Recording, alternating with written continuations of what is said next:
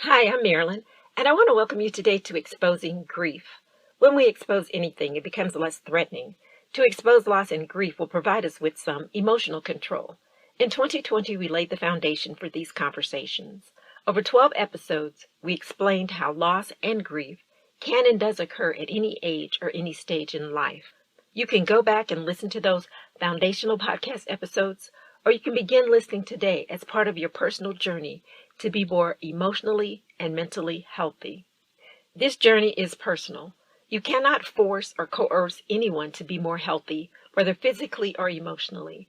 A person has to be willing to do all the hard work in order to see results.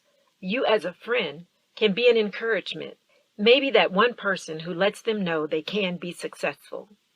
This will be the final difficult topic of 2021. I question whether this topic would be too difficult to wade through. In today's culture, there seem to be more and more missing people. By missing, I mean that the family of the person does not know where they are. The family only knows the last time they had contact with the missing person or the last time they heard from or saw them. There may be a few other details, but it is as if the person has entirely vanished from the face of the earth. Maybe there are more missing people because we're more mobile than ever before in history. And we can communicate with others anywhere in the world with the click of a few buttons. Or perhaps people are giving up on their lives more often than they used to and just want to disappear.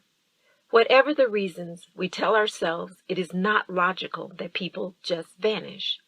But we wrestle with that logic when we are the ones who have a loved one who is missing and is not found. Some people have family members who are missing for many, many years. And from news reports, we learn that some of the missing are found alive and some are not. Also, what about soldiers who are missing in action?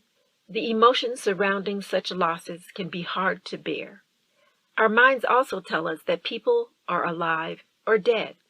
The status of missing person puts us in a state of unresolved emotional conflict. If we tell ourselves that the missing person is dead, then we feel that we may have given up hope, and hope is what we cling to in order to face each day. On the other hand, if we tell ourselves that the person will turn up eventually, then we torment ourselves year after year when that does not happen. That agony of no resolution causes more stress than we can realize.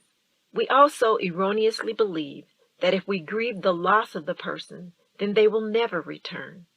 On some level, all of these emotions are valid. Death of a loved one can be so painful.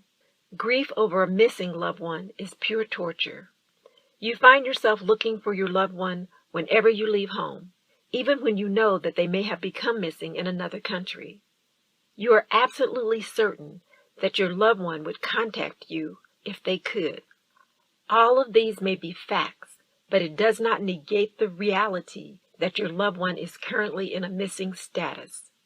Law enforcement and even the military do not have unlimited resources to look for someone who goes missing. Unfortunately, that is truth. I strongly urge you to seek professional counseling if you find yourself as a family member of someone who is missing. A professional can assist with help in navigating all the emotions which bombard your mind and that may even cause some physical distress. When someone is missing, all those who love them are left in an emotional limbo. A therapist can help supply tools you can use in order to navigate through this emotional confusion. It is especially important to seek help if you are the crusader for the missing person. You want to keep that person in the public eye in the hopes that they can be found. If you are that person, then you don't want to lose yourself in the process of helping them. Also remember there are many professionals available, so seek help from one that you are comfortable opening up to in order to get the help that you need. These conversations about loss, grief, and emotional well-being are necessary and perhaps well overdue.